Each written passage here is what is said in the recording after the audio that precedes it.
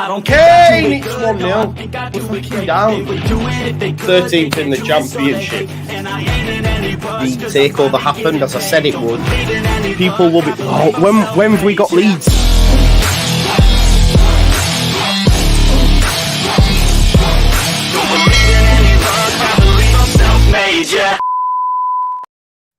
Now then, people, and welcome back to the Just Joe. Let me make sure that there. Football show. And of course, time for another Leeds United video. Now, I didn't expect to be talking to you until at least 7 o'clock tonight, when, of course, Leeds United take part in their third championship game of the season against West Bromwich Albion under the lights at Ellen Road, and hopefully 3 points are on the horizon, although I'm not very confident, which I think a lot of us are in that headspace.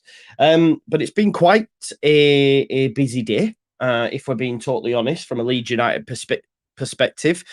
Tyler Adams has left, or is about to leave. He is on his way, or is having a medical down at Bournemouth. It's clear that Bournemouth didn't trigger the release clause because they've had to negotiate, and Leeds United are getting around about 23 million with $1 million in add-ons. Not much, but it's more than we were expecting. So that's a positive. Okay, at least it's not 20. We're going to be able to use that, you'd imagine, to replenish the squad, because it's in need of surgery, as we know. That goes without saying, because, we are thin on the ground. We're as thin as a Rizla pit. Basically, we're as thin as Brendan Aronson, if you get the reference. So Tyler Adams is gone. We then heard that Cody Drama is wanted by Southampton, but they're willing to wait either till January, where they can sign him on a pre-contract agreement, or the end of the season. On the Cody Drama thing, I haven't seen barely any of him in a Leeds United shirt. If you watch the under-23s, you'll see much more of him than me. But I haven't seen much of him at all. I know he's had good loan spells. It's not going to frustrate me. I don't blame the lad as well. Let me just say that, because it's now 3 managers. Oh, look, he's injured, so maybe Daniel Farke's going to give him an opportunity, but I've got a feeling he's not. And I think you probably tend to agree with that as well. Like, I think a lot of us would rather Ayling wasn't starting, because you can see, for me, he's lost a yard of pace. His legs are going. He doesn't look quite up to it. His stats will tell you he's up there with the best tacklers in the league, but the eye test tells you it ain't great at the minute. So I think we'd all like Cody Drama to be given a chance. Whether or not he will, I'm not too sure. So I could understand. Even if Leeds United put a new deal on the table, I don't think he accepts it anyway. He will have a host of clubs probably offering him deals. So he'll probably leave anyway. Would you, if you were Cody Drama, stay at Leeds United? The answer's probably no. Helen Walker with the super chat says, I still don't trust him as far as I could throw him. And this is the reason for the video. Okay, the Leeds United Supporters Trust, big up to them for all the work they do. Obviously, they have our best interest, the players' interests, etc. The interest of the football club at heart. Okay, and they have gone to speak to Angus. Obviously, they requested a meeting with him because of the shit show, because of the lack of communication, because of the contract clauses, because of the lack of transfer business. Yeah. The Leeds United Supporters Trust have now provided their findings, if you like. It's like a little investigation, but they have done a press release saying what was said, the questions that were posed to him. Okay. I've loosely read it. There's not loads in there, but I thought, we'll have, it's like when we do press conference reaction, etc. Let's react to this statement. And as I say, the Leeds United Supporters Trust have kindly put it on their website for us as well, which you can read. It's linked on the tweet. And while I'm at it as well, while I remember, I'm just going to put it in the description to this video as well. So if anyone wants to read it with me, or read it after or during, and just leave this video completely, I get it. If you haven't seen it already, because I know not everyone has Twitter. So I am just going to put the trust statement in the comments now. There it is. And I've hit save. So if you want to go and read that, you can click that link. But I'm going to share it on the screen so we can go through it together. Now, like Helen's comment says, take everything this man says with a pinch of salt. I don't know if you listen to the Square Ball. If you don't, you should. They're brilliant. They did oh my God, it's propaganda. They did propaganda, and Michael went back and listened to their previous interviews with Angus Kinnear, and wow. I mean, one of the comments he talked about, poor windows, and that's the reason for it. Like, it was almost as if this guy could tell the future. And the funny thing is, like, we were talking about a left back and a striker then, and guess what? We still need a left back and a striker, and we were told we don't need one and all that sort of stuff. So please take everything because there will be fans.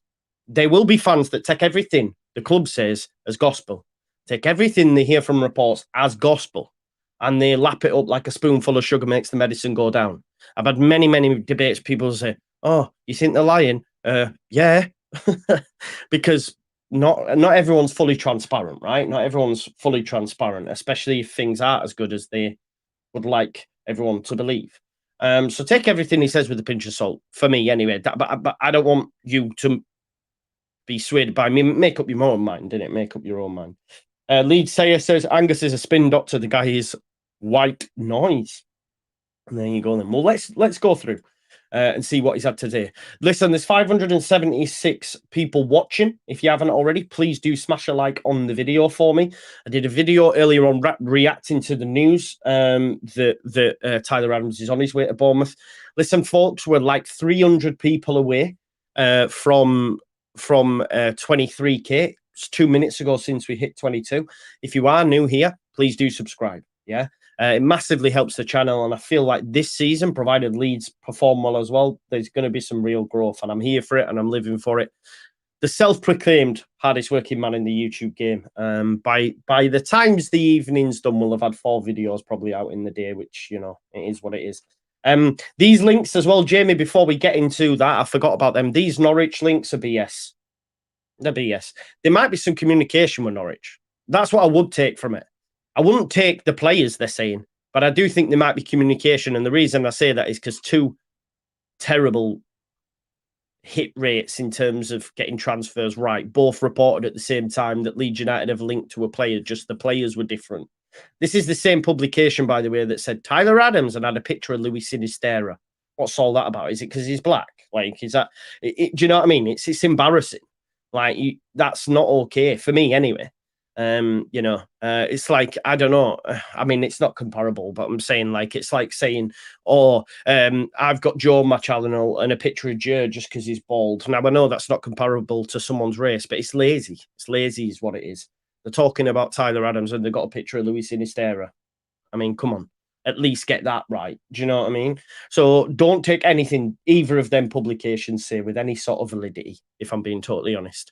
But it does make me think, oh, maybe there is some talks with Norwich somewhere. Hopefully it's for Omar Badelli. I doubt it. But yeah, the names were Kenny McLean and Josh Sargent. Yeah, neither for me. Grizzled Championship hard bastards is Kenny McLean, Josh Sargent. No, the American Revolution is done. Yeah, the American Revolution is done. We've had Brendan Aronson, we've had Tyler Adams, we've had Weston McKennie. No more, thank you. Because it's just not been a good fit. It's just not been a good fit. So it is what it is. Right, let's get into the statement then, please. So Leeds United Supporters Trust statement. Let me just zoom in and make sure. Can you all see that? Because I don't have 2 screens anymore. Yes, you can. That's perfect. I'll tell you what, I'm going to come at the side though. Is that all right? You can see that. Okay, so let me just zoom out a little bit so we've got it all. There we go. So following the Trust's meeting with Angus Kinnear yesterday, we are providing an update to fans on the topics of our discussion. The main purpose of the meeting was to share the frustrations and the feedback we have received from our members, which, is fair enough. And even if you're not a member, the noise has been, it's been loud, hasn't it? Let's be real. It's been loud from all of us, myself on YouTube, and I know others as well, and using the comments as well. The main purpose of the meeting was to share the frustrations and feedback we have received from our members and wider fan base, particularly around the playing squad, because this is what I'm talking about before. You can say you're going to improve the stadium. You can, take the pies off the walls. You can clean the toilets once in a while. You can make it all nice and pretty, but if there's nothing on the football pitch, what's it worth? What's it worth? Nothing for me. That's all secondary. We all want our team to do well. That's the main course of action for me. So playing squad, their contracts and club communication. We collated fans' feedback in preparation for the discussion and received the following updates. So let's get stuck into it, okay? We might come away from it and then give you my opinion on specific pieces. Kev, I hear what you're saying, but the trust have done a good job in arranging the meeting. And Angus, like someone said earlier, is politician, spin doctor. Like I said, I've loosely read it because I prefer to react to it live if I can. So it's authentic. I think that's what people like the channel, right? Because it's authentic. Please smash a like on the video anyway, while I remind you, and subscribe if you're new. We're getting so close to 23k. So let's start with Jack Harrison. Jack Harrison, firstly, we discussed the specific and unexpected loan of Jack Harrison to Everton. First point, I don't think it was ever unexpected. We knew there was clauses, right? Yeah, I think so. We asked if it was the club's decision for Jack to go out on loan. Angus said that the club were equally as disappointed to see Jack leave. Well, don't put stupid clauses in your contract, mate. And significant efforts from the end of last season right up until his departure were made to keep him. Again, this comes back to that mad notion, that somehow Leeds were going to be able to convince players to stay at Leeds United on a 60% wage reduction, as opposed to going back to the Premier League, which is a better league, and also get 100% of the wages. Crazy people. That's all I'll say. First and foremost, thinking you can convince footballers in this day and age anyway to do that. So rest of it goes on to say, but it was symptomatic of the situation we find ourselves in. You put us in that situation, bro.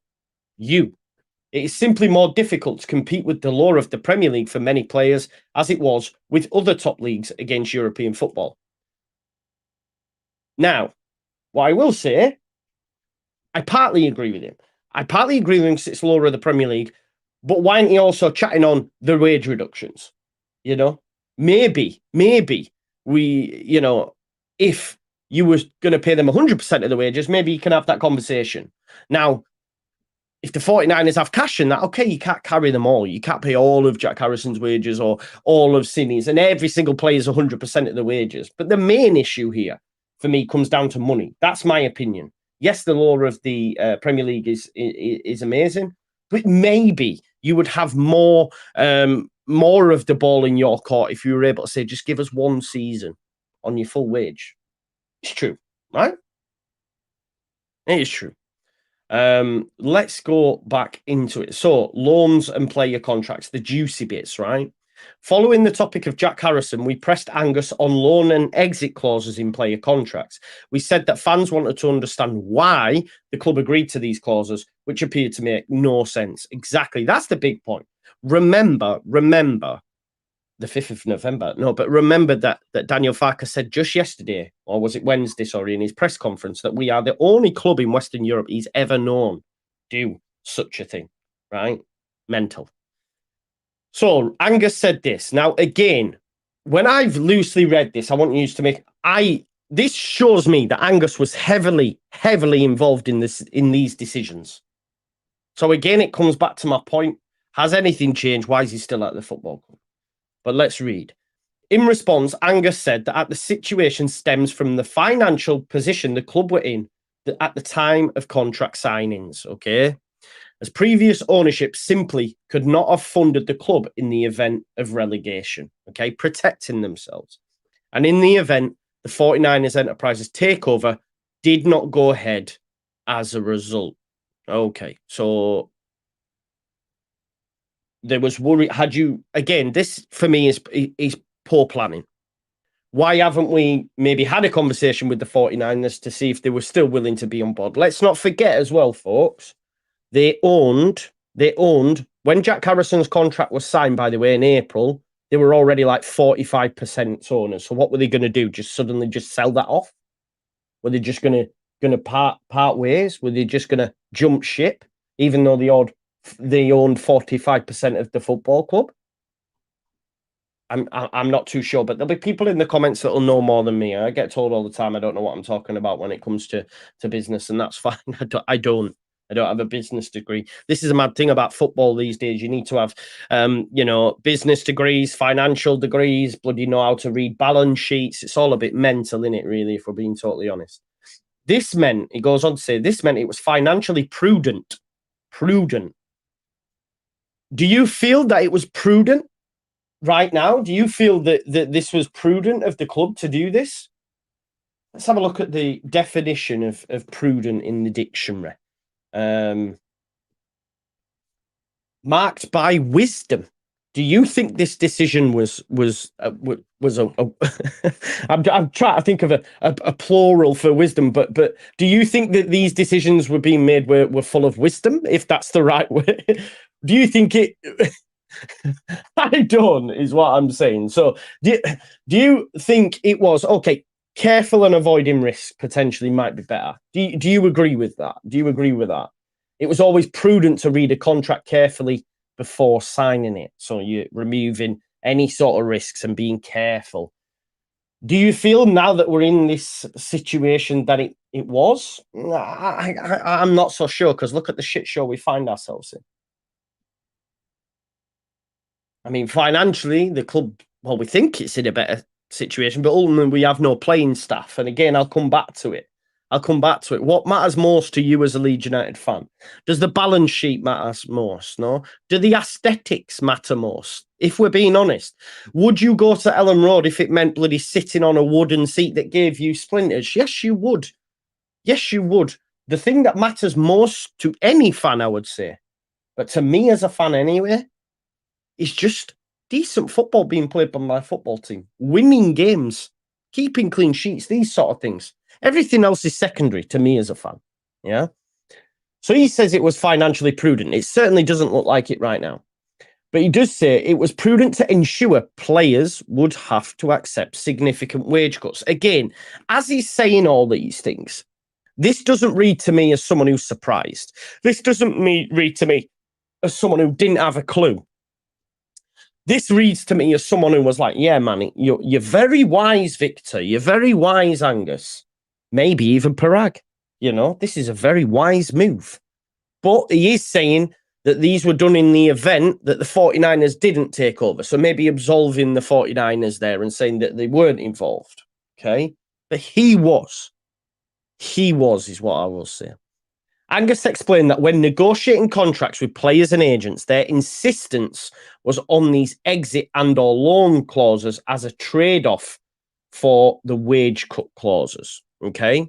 Now, what I would say in response to this is, right, I get the trade-off.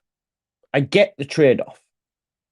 the thing that really wrangles me and makes me think is the fact that every single player had the exact same clause. The majority. Not just one, not two that have the same agent or two best mates. Every single player. So for me, it almost feels like the club were offering these out like sweets. I'm not having, and again, I'm not an agent and I'm not a pro footballer, but I am not having that every single agent and player asked specifically for these clauses. I don't know. Talk to me. Someone see if that's see if you agree. See if you agree. Joe, if you're free after I've read the statement, if you would like to come on, please send me a message if you are free, because I know you'll have a different opinion of mine and we can chat about it. I think it's fair to offer a different side of it. So if you are free, that'd be great. But my thing is with that, I'm not having in a month of Sundays. I'll send you the link, Joe. I'm not having in a month of Sundays that every single agent came with the exact same clause, because he's saying as a trade-off. So we said you must accept 60%, and as a trade-off, we'll do this. Now that says to me that you were offering that. Now I could understand if an agent comes and says, right, okay, we'll accept that, but you need to offer us a loan clause. I mean, a loan clause seems BS, by the way, anyway, because I've never known them before, like how we've got them, giving them out like sweets, genuinely. So I feel as though the club were offering that, which I think is a daft move. Again, I don't work in football. I can only give you a layman's opinion, right? But it almost feels like they were going, right, okay, so here's the contract. You can accept. I'm just making sure there's nothing written on there that I don't want people to see. It just says Melier and then a daft picture. So I just doodle things while I'm writing. Yeah. Anyway, I'm digressing. This was actually ideology, social policy, and social work. That was when I was at uni doing youth work. Anyway, we move. We digress. You know what I'm like. ADHD's kicking in. But it's almost as if they said, right, okay, 60%, but we'll also give you this as a kicker. Now, that's like showing your hand, right? Why would you put it in there unless someone actually comes to you and says, well, we want that add-in? And this is my point, is like, this isn't one player, this isn't two player, this isn't two players that have the same agent, this isn't two players that maybe talk. This is a whole fucking squad of players that almost have the identical clauses, which tells me that Leeds United were offering them, which again, for me, is wild. Is wild. And you can blame it. You can blame it on the previous regime all you like, but Angus was still there. Yeah. He was still there. People will see things differently. That's how I see it. But again, I'm always going to look at it from a different standpoint. Yeah. Anyway, we move. Right. Okay. So let me go back to the rest of the statement. Their position was that if the club were to sign the players and fend off competition for their signatures, the exit clauses needed to be written in. Again, that's like saying if we didn't know, like we won't be able to sign them. Well, I disagree again. And the reason I disagree on that, because Jack Harrison was already here. Facts. Jack Harrison was already at the football club. So who are you fending off competition for his signature? Can you explain to me that one? Because I swear Jack Harrison was already here. I mean, we tried to sell him. So we're hardly competing. So we wanted rid of him at one point, Angus. So why were you sticking it in his? Again, I'm not too sure. So I'm almost like saying, oh, don't blame us because we had to do this, because if we didn't do it, then Brendan Aronson would have never signed. I mean, now looking back with hindsight, I wish none of them would have. Do you know what I mean? This is what I'm saying. I just don't believe it. I don't believe this sentiment that they had to. Well, they may have had to make the trade-off, but the fact that every single player has the same one sounds to me like Leeds United were offering it out. And again, there'll be more meat on the bones from those that know more than me, people in journalism and all that sort of stuff. But my point is there where he's saying, yeah, we had to do it as well, because to get these players in. I disagree because without sounding, this is Leeds United, but there were some of them players would have walked through the door. Brendan Aronson wasn't getting bought by anybody. Let's be real. He's 20. He would have loved to come to the Premier League. I could understand maybe Tyler Adams coming from a Champions League club, but the way it breaks down anyway for me is Jack Harrison. Jack Harrison was already at the football club, so you didn't need to offer it him because who were fighting for his signature. He was already under contract with us. So again, I'm not too sure. Let's jump back to it again. As I say, we'll start just as I want to give you my opinion. But again, we're seeing it from one narrative. Joe's going to come in hopefully and probably have a difference of opinion to mine, and that's fine. The players that left would have preferred to leave on permanent deals, but their market values had fallen behind both their exit clauses and their book value. And for the profit and sustainability reasons, it is problematic to sell players below their book values. So I get this part, but what I'm saying is here, right? I understand why the loans have gone. I've heard enough to be said about it now. Dan Moylan speaks on it brilliantly on the Square Ball. Give it a listen, and it's helped me understand it a little bit more. But what it is, the player's valuation has depreciated. So Brendan Aronson, now we paid 25 million. You're never going to get 25 million for him, right? So if you were to sell him, you'd be selling him at a loss. So by loaning him out, it helps. I get that. But again, for me, you didn't know any of this before you put the clauses in. You did not know any of this before you put the clauses in. Okay? But I understand now that... So, again, the issue is the clauses shouldn't have gone in the first place. But I understand why they're loaning them out. for me. I do now. I know it's frustrating for us as a fan base, but you were never going to recoup the money on Brendan Aronson. You were never going to recoup the money on some of the other dross we bought, Rasmus Christensen. You were never going to get that. So we would have been in an even worse a financial position than what we probably are now. And that's the facts of it. He told us that loans had saved over 30 million in salaries, which could be reinvested in players who want to play for Leeds. Again, that feels a little bit like shoving it on the players' back, you know, who want to play for Leeds, but you gave them an out. You gave them an out. The hope is that their sell-on values would increase again. Again, we've spoken about this, and I agree with that. Okay, if Brendan Aronson goes and, you know, smashes it in Union Berlin in the Champions League, we might be able to sell him. My issue is, though, having listened to On the Continent earlier on, he's not even getting in that side for me with some of the ballers that Union Berlin have signed. So, you know, and Andrea Russo's spoken on this, that some of these players that have left Leeds United won't even walk into any of these sides. They probably won't even get game time. You know, is Rasmus going to play week in, week out at Roma? No. I don't think. I mean, Robin Koch maybe, but I don't even think Aronson will get a look in at Union Berlin. If I'm being totally honest, they've recruited really, really well. They've just bought Goossens as well from Inter Milan. They're doing bits. Brendan Aronson does not start in that side. I'd be very, very surprised. And therefore, he comes back to us next season having reduced a little bit more. So yeah. Anyway, but that's for another day. The transfers that Victor Orta brought in were an absolute shit show. And now he's at Sevilla buying a left back. Who knew we knew they existed? Borna Sosa, by the way, who Leeds United were linked with for season after season after season, and for whatever reason refused to sign him and signed Junior Firpo. You know what I mean? What's going on here anyway? So I get this part. I don't agree with the initial sentiment about the trade-off, and, you know, because it sounds to me Leeds United were offering these deals. But anyway, during a year playing on loan, meaning the club will be able to generate profits from player sales. I understand it in theory. Do I think we will? No, I don't, because we're already making a loss on Robin Koch, I'd imagine, because he just walks for free. Again, I don't know if that's because his contracts, maybe it doesn't anymore, but we'll make a loss on Brendan Aronson. It's like I say, won't get minutes, probably Rasmus, probably, maybe not Voba, I don't know. But I think we'll get more losses than we'll get wins in that respect. Daniel says, Joe, Leeds board are not savvy. No, savvy? No, they're definitely not, bro. They're definitely not. Maybe the new ones are, I don't know. He added that this contract strategy would not need to continue under new ownership. Yeah. Oh, wipe your hands of it, innit, Angus? Nothing to do with me. Yeah. But in this instance, the club has had to balance retaining top talent with building a squad of players who want to wear and fight for this shirt. Again, it's bullshit. It's bullshit. It's like saying, oh, so us, oh, yeah, man, we only want those. And people will fall for that line. People will fall for that line, hook, line, and sinker. Oh, yeah, you're right, Angus. Yeah, people who want to fight for this shirt. You know? In other words, probably...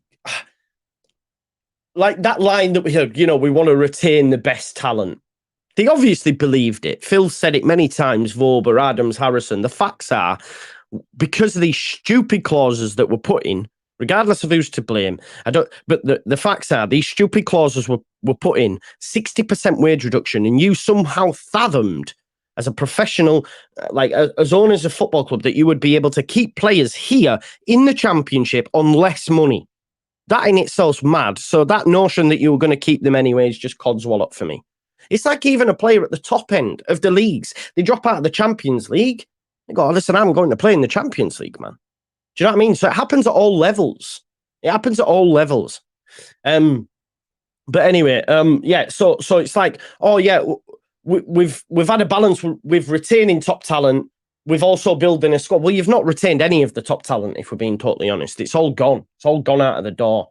So now you best build a squad worthy of the shirt. But that line of who want to wear and fight, again, for me, it's chest thumping, and people will fall for it hook, line, and sinker. The facts are, since doing this, because I used to fall for it, since doing this, and I guess learning more about football rather than just studying, you know, my seat as a season ticket holder going, yeah, come on, Leeds, and actually seeing things, it sort of makes you not fall out of love with it, but, you know, you just go through it with you're always, what's the word I'm looking for? Not pessimistic, but you're always questioning things.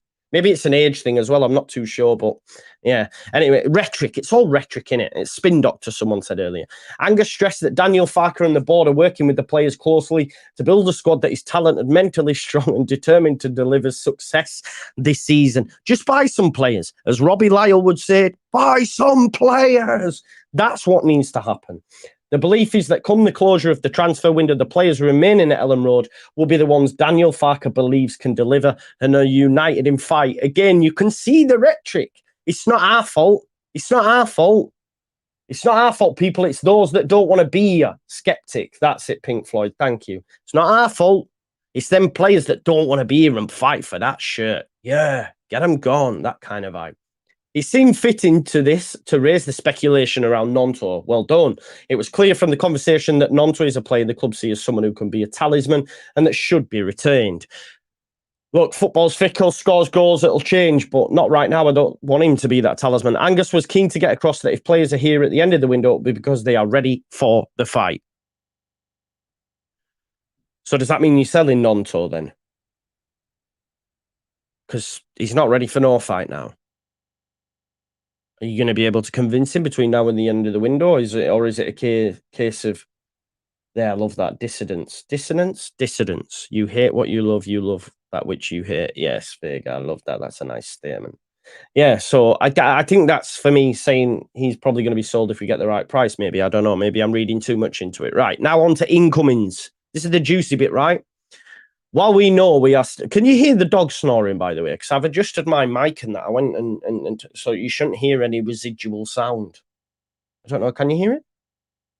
Because they're both here. Can you hear that?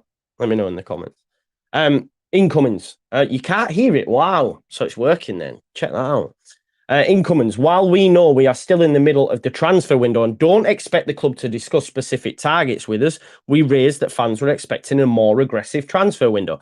Why were we expecting that aggressive transfer window? Because you told us so.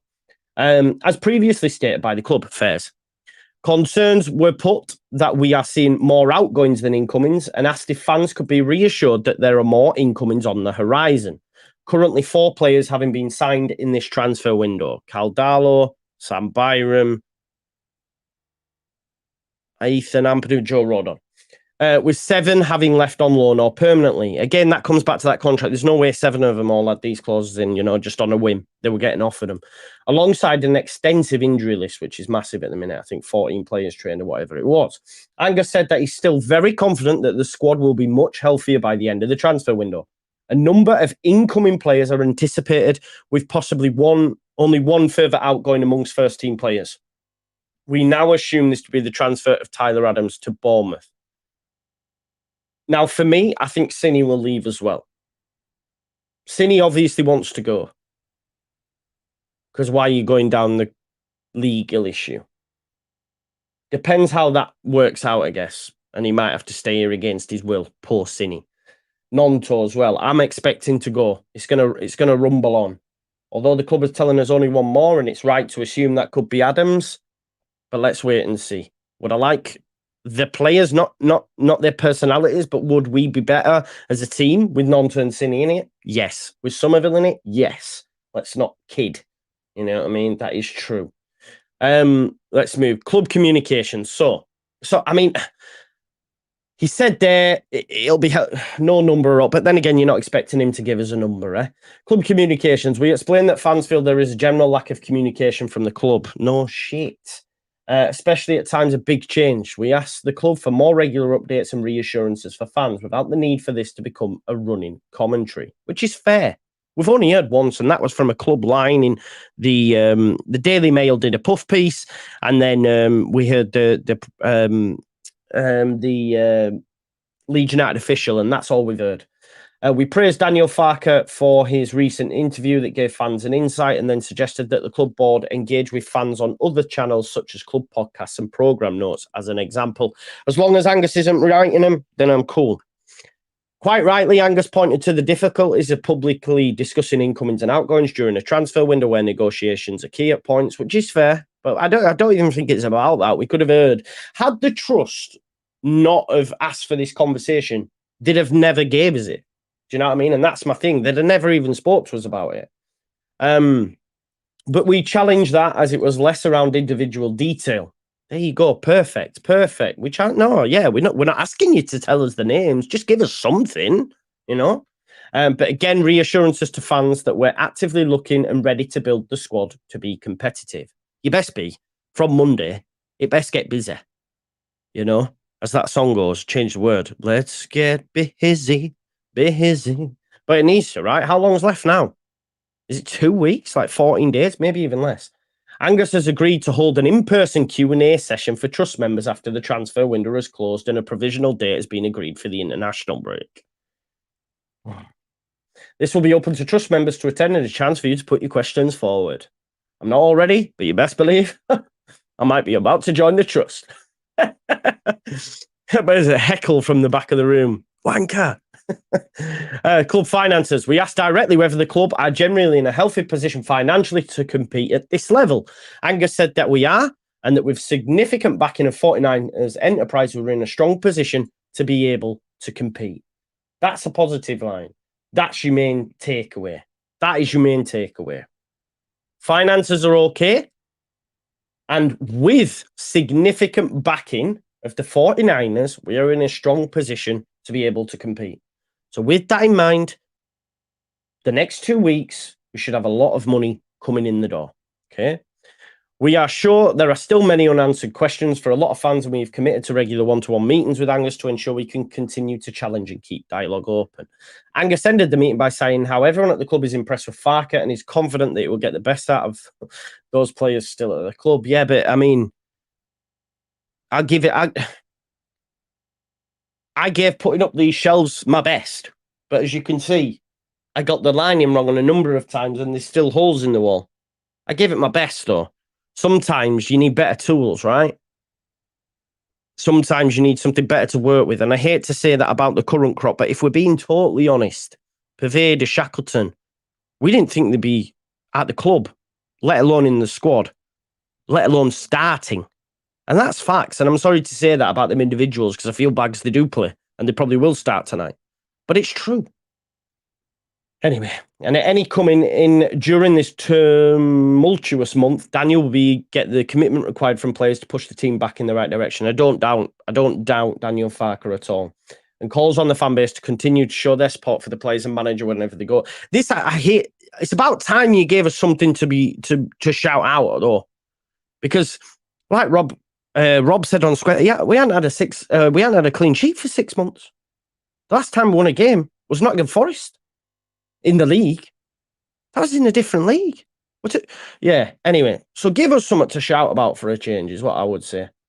But that's the statement in full. And I'm really grateful to the Trust for doing that for us. Let me know your Paveda Cooks. Matty, Paveda Cooks. Did you watch him at Birmingham? Where honestly, where does it come from? Because this is a guy that didn't do well at Blackburn, didn't do well at Blackpool, and all of a sudden he's going to be in a Premier League chasing side. I don't see what people see. He had a couple of good games, then started. This is the thing, he comes on and does well, but he started against Birmingham and did absolutely nothing. So I don't know what he's cooking. Whatever he's cooking, I don't want to taste it. That's all I'll say on that one. Not for me. Not for me at all. You get food poisoning over some of the stuff that he'll cook. Just bear with us 1 second. We're going to get Jer in now if he's still around. I hope he is. Right, here we go. I've just sent him the link there, so hopefully I'll hear from him now. He's probably been watching intently and getting angry at everything I've just said, saying, no. So it's nice to get a different perspective.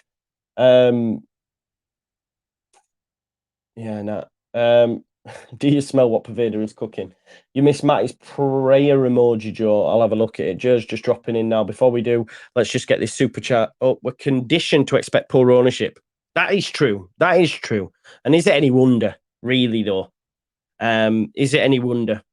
And that changed, didn't it, under the big man? Still people get annoyed at his name. I don't know why. I still see it in my comments. But yeah, that changed. But he hid everything. He made us think. Daniel Farke has the chance to do that, by the way. He's that type of manager for me. but he just needs to have the correct backing. And hopefully we'll see it over the next 2 weeks. But anyway, that's enough from me. Let's get Joe's official thoughts on the statement. Hi, mate. Thank you for coming on, my brother, another mother.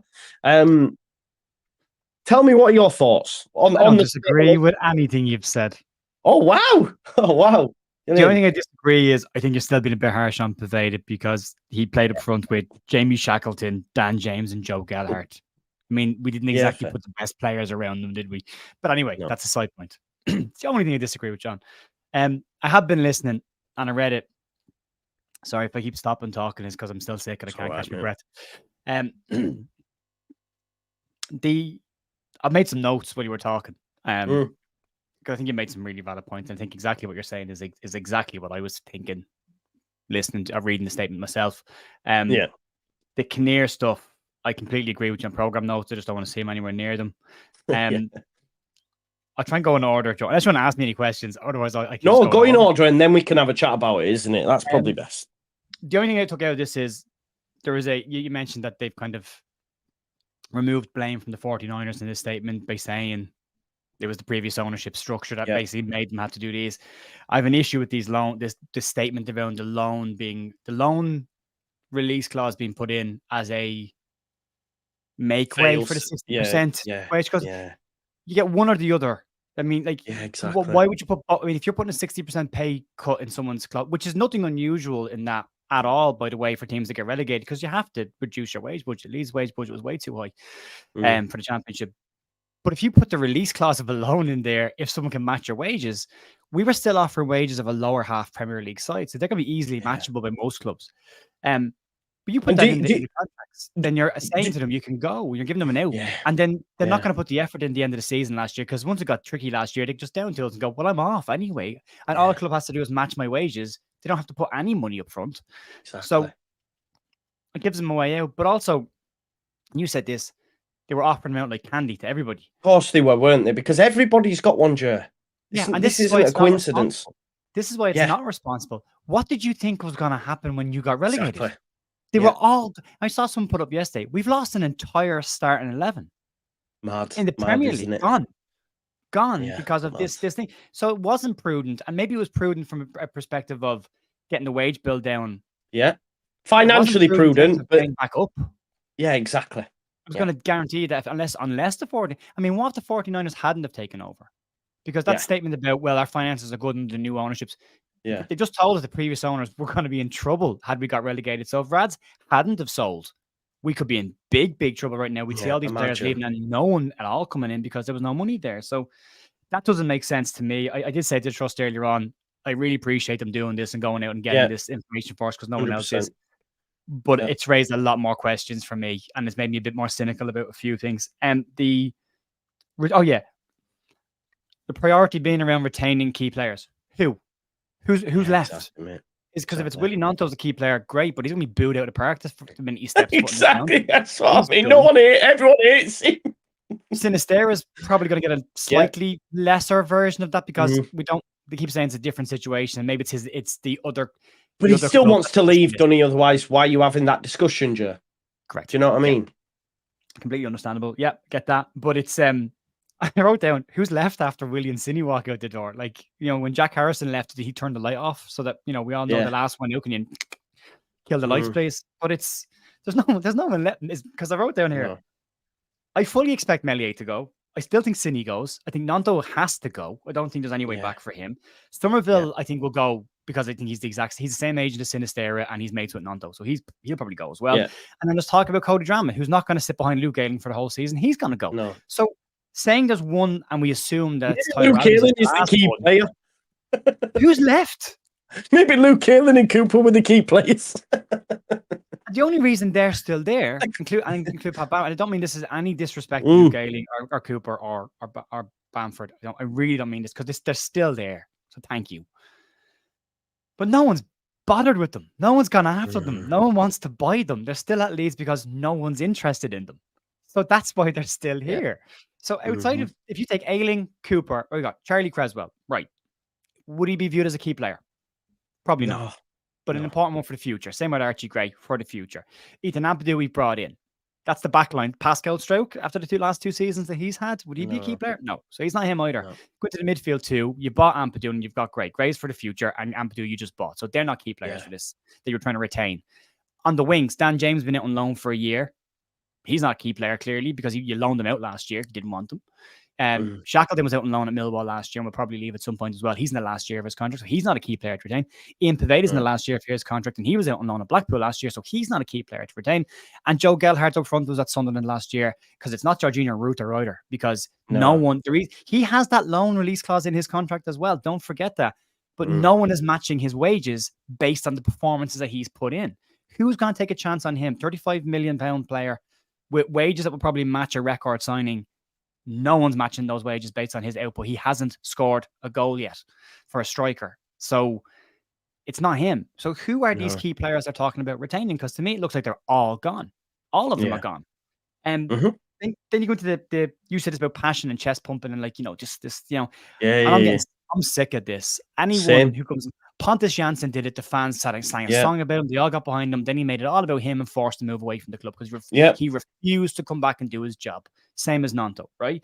But he got it because he did this all the time and he got it. And then you look at Victor Orta and everyone was screaming last year, Victor just gets it. I was guilty of that as well, bro. And I fell for it, someone starts banging their chest. Getting a couple of years before you say that. Because it's bullshit. Agreed. Yeah, absolutely. They know exactly what they have to do to get the fans on side. It was said about Charlie Creswell, by Phil Hay a couple of weeks ago, that he was Leeds saluting like his life depended on it. But you've no guarantee that player's going to stick around either if somebody comes in sniffing around for him either. So this doesn't mean anything anymore. Same with side before self. It means nothing anymore. Do you know what I was told as well? And I hate to be, it sounds like I'm being salty and bitter now, right? But do you know them lovely clips we've seen of Tyler Adams with his arms around Gray? Yeah. I was told by someone that was in the ground, right? He was just chatting to him normally. And then as soon as Tyler Adams spotted the camera, he put his arm around him and that and kept glancing over. And it almost felt like it was for effect. It's optics. Optics. Yeah. Look at me. Yeah. Like I'm the positive one here. Like I'm the happy clapper. I'm the one that gets told I'm a happy clapper all the time. But like I'm struggling with some of this stuff. And I am clinging to some hope that the next 2 weeks are going to be busy. But it's another week gone with nothing else coming in the door. You go into the other part about players that will be here at the end of the window will be ready to fight, or just that nobody else wanted to buy them. That's it. That's true. Yeah. That's why they'll be here. Whatever's left at the end of this is just what people didn't want. That's it. The community. I'm going to be really honest here. I said to you a year ago, about 6 months ago, I would say this at some point. And I'm going to say it now, if that's okay with you. The lack of communication from the club. I did things the right way last year. I reached out to Leeds. I went through the emails. I spoke to Jay Mooney. I asked him, could I speak to Rick Passmore, because I wanted to cover more of the Leeds women's team on the channel to get more exposure for the Leeds women's team. I wanted to talk about the WSL and what Leeds plans for that. Was told, got a reply from him saying, absolutely no problem. And we also, do you want to speak to some first team players? And I said, that would be great. Who do you want to speak to? I gave him the list of names, but mainly wanted to speak to Scubala and Passmore, were the ones I mainly want to speak to. The reply I got from him was, that's no problem. We'll get Rick for you next week and we'll line up a first team player for the week after. How does that suit you? I mean, that's perfect. I never heard from him again. I sent 3 more emails to him saying that, look, there may be some issues here with YouTubers in the past. Maybe I'm trying to do things a little bit different and trying to do them my way. I want to have a channel that kind of engages with the club. And I got no reply to that. I tried to double up, say, I get that you're busy, but any chance, never got a reply to that. So Leeds ranked 4th bottom in Britain's fan index poll. That's of the entire 92 pyramid. Yeah. 4th bottom out of the entire pyramid of clubs in the UK. And they're like, wonder why you don't talk to us. And then when you do reach out to the club, nobody replies to you.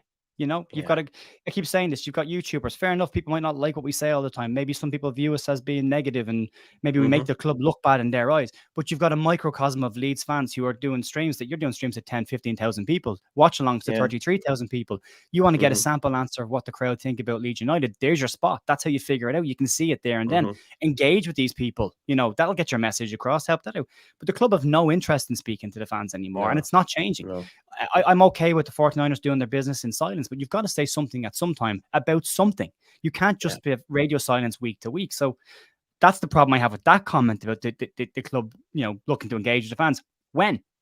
Yeah, the only reason they're talking Supporters Trust is because the Supporters Trust got in touch with them. That's what I'm saying, Joe. Had they not, we still would have been none the wiser, right? Had we not?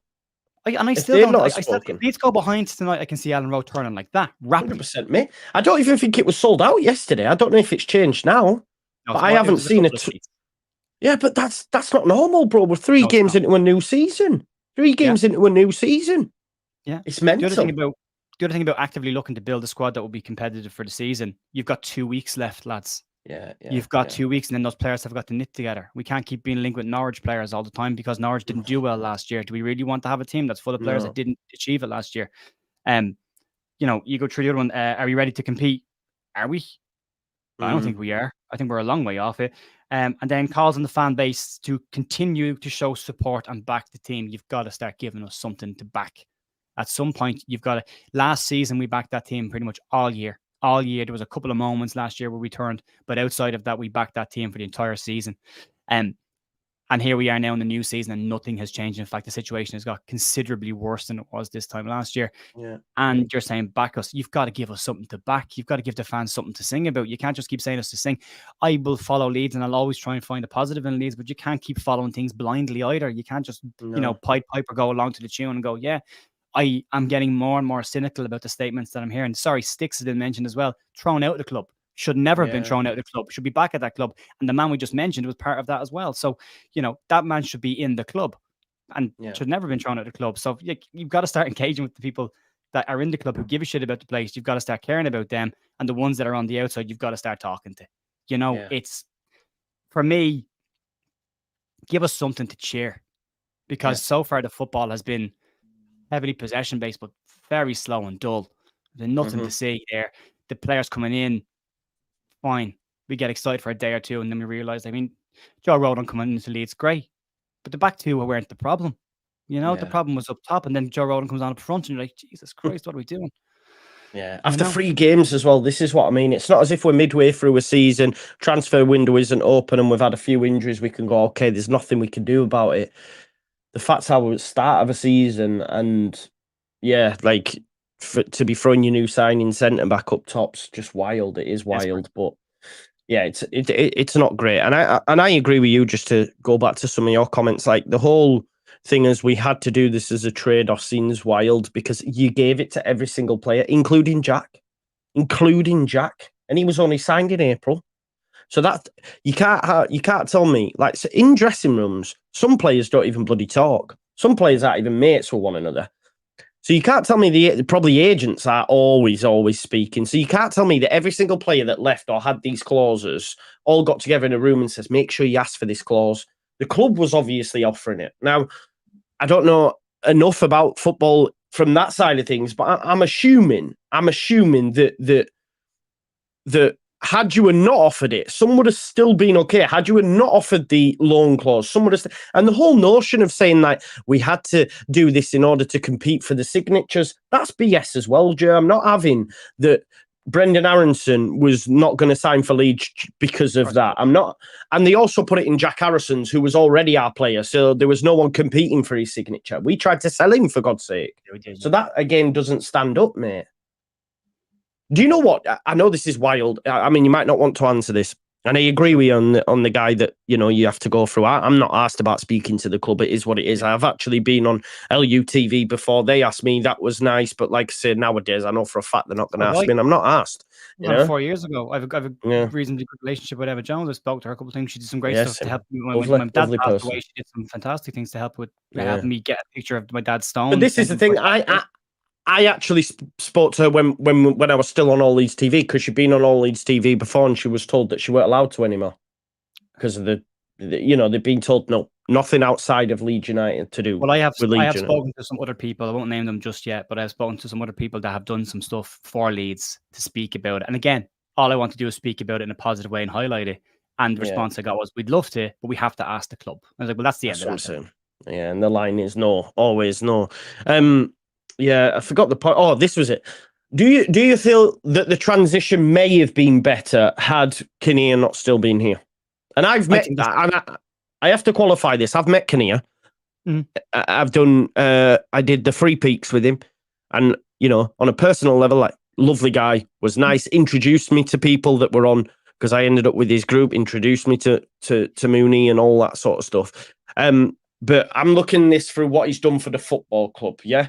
And I almost feel like in order for this to have been a clean break, he should have also gone and someone should have been brought in to do his role. I think the only reason that Angus Kinnear is still there is for the transition, because they couldn't just empty the whole house. They needed somebody at least who understood what was going on there last year. Look, the only thing I'll say in defense of Angus Kinnear is he's always turned up. He's always shown up and faced the music. He was pushed out into a car park last year and stand in front of some fans and talk to them, and he did it. He did it, and he answered their questions. Yeah. He doesn't seem to hide from the issues, which is fine. Has he got a part to play in this? Possibly. When you look at the characters, Angus comes across as a fairly quiet man who does his job, professional man who does his job. You look at Victor, who was above him, and only above him in terms of how Rads ran the club. Rads has told us out straight that he gave him way too much responsibility and he trusted him 100%, which means he was pretty much dictating the policy. And then Rads was signing off on it. There's a lot of people. The girl that's the woman, who is the director of football at Norwich. She has said, the CEO at Norwich, she has said her job has nothing to do with the footballing side of it. And she only focuses on the off the field stuff behind the scenes. So she's not involved in all the contract stuff that gets done with players either. She's just there to manage the club as a business. And that's as the CEO, not the playing side of it. So there's some levels where I can go, maybe Angus wasn't involved in this or he wasn't involved in that part, but he was there. He is culpable as being part of this and doesn't get a free pass because of that.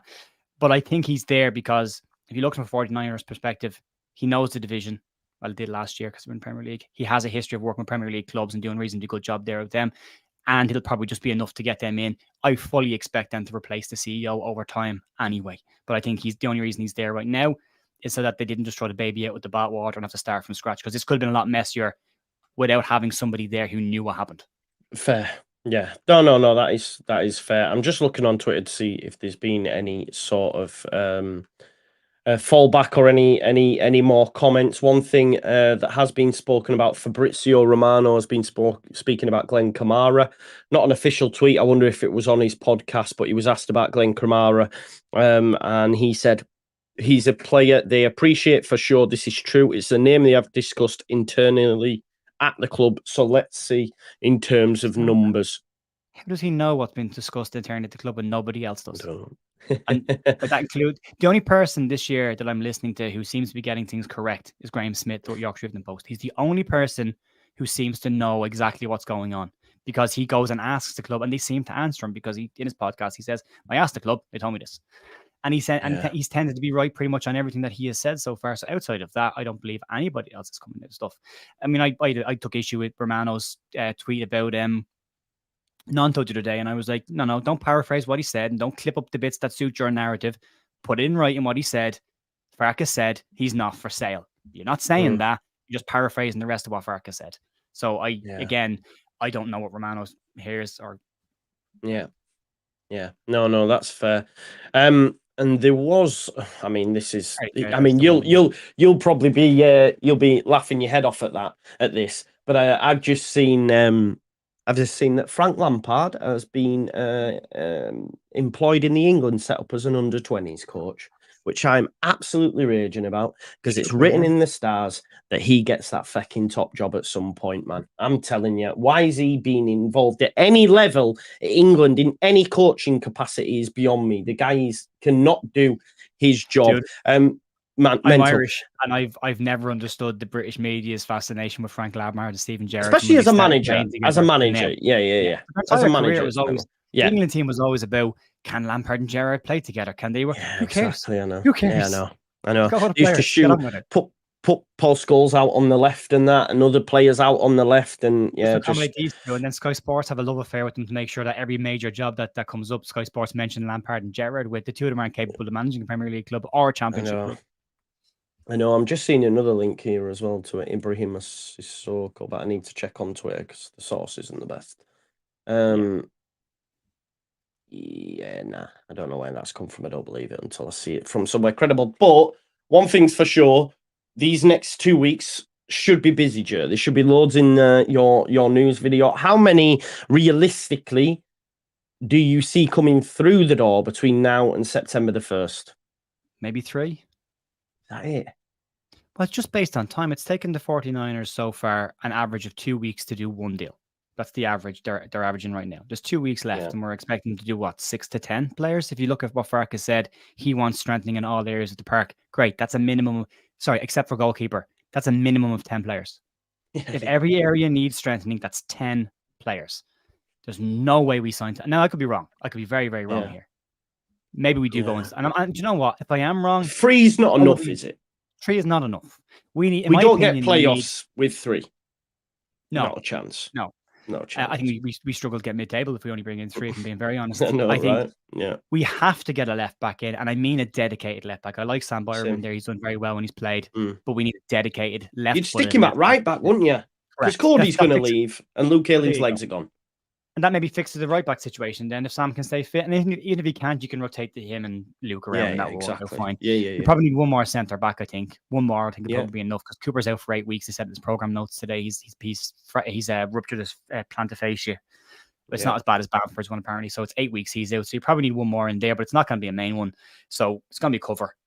So that's that. Midfield, I think we still need a central midfielder, at least one. As great as it is to see Archie Gray in there doing well, he's a 17-year-old kid, and we can't rely on him to be in there for 46 100%. Games. Same with Ethan Ampadu. He's got internationals coming up as well, and it's going to extend his season. So we need another central midfielder, if not 2.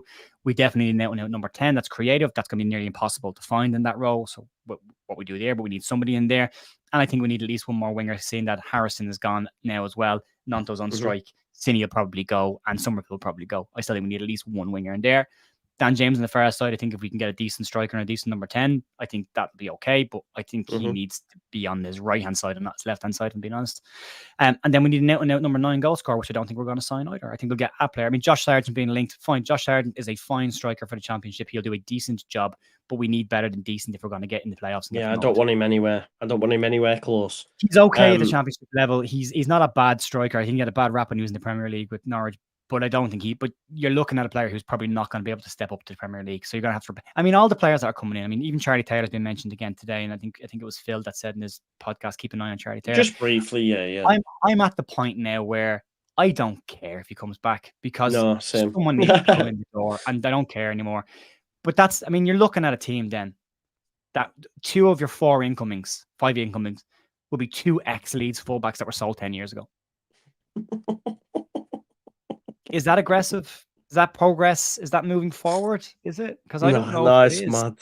And we're being linked to Kenny McLean as well. But I said right at the start, sorry, someone's telling me I'm speed talk. I am sorry. I'm not. No, it's fine. My filter's not on. Sorry.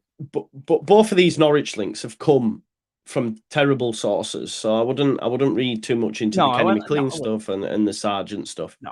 I do think it's quite interesting that they both went with a Norwich player at the same time, which makes, maybe we have spoke to Norwich, but I doubt it'll be either of them 2 players that them 2 publications have mentioned, to be honest. The Pink Un page that Norwich, but they got it from somewhere else, though. Yeah, but they were the ones that announced that Max Aarons was coming. Yes, so they did. There's a little bit of me that kind of goes, well, they linked the maybe. I can't remember the Norwich midfielder's name, but it's like, yeah, but is he Kenny McLean? Yeah. Kenny McLean. No. Is Kenny McLean a step up? He's a fine midfielder, but again, he's a championship midfielder, you know. Same with Jake Cooper at Millwall. Yeah, he's an okay centre back at championship level, but he's not going to do a job in the Premier League. You know, you've got to. Yeah. We can't just do the same thing that we're doing now. Like you look at the players that came in on loan. I've gone out on loan. Really bad short-term planning there. Incredibly bad short-term planning. And if you bring in the likes of Cooper, if you bring in the likes of McLean, if you bring in the likes of Sargent or whatever else like that, Byram and Taylor included in this as well. They're championship players you're bringing in. They're not going to do a job in the Premier League, which means next year you're going to have to go and buy all these players again. Exactly. And as long as they don't put relegation release loan clauses in when we drop to League One, we might be able to retain a few of them. It'll never happen again, didn't he?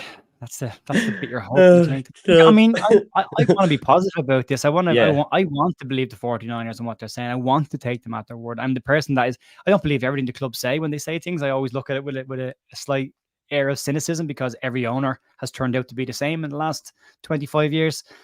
But there's a part of me is still hoping that things will work out. But if we end up going in to the first game after the window closes and we haven't seriously strengthened the starting 11, I think we're in trouble. I think we're in big trouble. Yeah, I agree. Especially when you consider what the other teams are doing, and not just Southampton and Leicester, what the rest of the division are doing. I look at us going up against an Ipswich, a Coventry, some of these teams, and think we got no chance. Right, give me, just as we finish up, so being an hour and 5 minutes. Thank you for giving up your time, Joe. Give me a score prediction for tonight. I went for 2-1 West Brom yesterday. That's where I'm at. I think, yeah. I think it's the case of just getting through this month, innit? Get through the month and then see. I think a point tonight would be a good result, and that hurts me saying that out loud. But I think given what we've got, assuming that the squad is the same, because we didn't get any update really on injuries. No, we didn't even get to speak about the game. It was all about the contract situation, wasn't it? When his presser. And that's the other thing. I feel sorry for Farke being put in that position because he's having to answer these questions consistently, and he's clearly got a point of saying that's not my job. My job isn't to talk about. My job is to talk about football. And you're like going, yeah, but when nobody else is talking, you're the only one sitting in front of us. So, as I said, there is someone just said getting through this month is bollocks. But I've seen it as well, Jamie. No, but that's my head's at, Jamie. Farke's words. They are Farke's words. Farke, and this is where my hope is. This is the entirety of my hope is based on this. And I said this to you before. I try and go back and listen to all of our interviews that Farke has done and Marate has done, and just listen to what they've said then and apply it to now and see is it the same? Has it changed? Farke at every single point has said we have to get through the first month. Judge at the end of August. He has consistently said that from the very first interview that he did. He also said that he is fully aware of the situation and came in with his eyes wide open, and the club told him exactly where they were and what was going on. So, given that Farke knows all of that, knows what's been said, what's going on behind the scene, and has consistently said, just give us till the end of August, I'm okay then to say, fine, I assume you're correct. And you know more than we do. And But if it doesn't materialize by the end of the window, there's going to be one hell of a backlash. 100%. And believe me, I'll be locked and loaded, ready to go. Because you can't come out and say what you've said. But what I will say, I don't think Daniel Farke tells lies, and he definitely had a spring in his step in that presser, in that Sky interview, where you're looking at it thinking he knows it's about to turn. So fingers crossed. Go on. I think he thought that we dodged the Adams going to Bournemouth bullet. I think he thought we dodged that, and clearly we didn't. Yeah. No, that's fair. Maybe. And that one, that one's really annoyed me. Not because it's Adams, because we're losing players to a side that have got an 18,000 seater stadium. That's what's annoying me. You're going to a small club in a small stadium that, at their best over the next couple of years, will still be a yo-yo club. I don't think they will, mate, with Iriola and that. I think they're spending well. I think they'll do it. They're not going to get Europe and that, but I think they'll stay in the Premier League this year. I think they're doing a good job so far, but they're not going to have that kind of money consistently going forward. No. So if they don't move up and progress, I've no issue with Bournemouth as a club. I think they're a cracking little club, but they are a little club.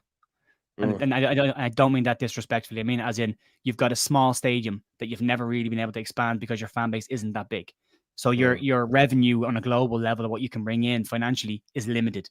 Your commercial deals as a result of that will be limited to certain types of sponsors. Like us right now, we've got boxed on the front of our jersey. They'll never sponsor a front of a shirt in the Premier League. They'll sponsor sleeves maybe, or they'll sponsor teams that are in the Championship. But that's that revenue level.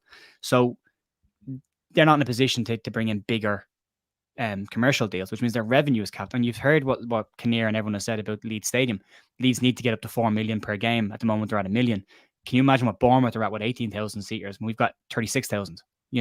So in terms of the revenue they can bring in, is it sustainable long term? Only if they get success, which is going to be tough because everyone else in the Premier League is spending a lot of money as well. So for Adams to think that that's a bigger move, that's annoyed me. That's the one that's kind of gone. We're losing players now to Bournemouth. I don't mind losing. It's Premier League though, isn't it? It's Premier League, Joe.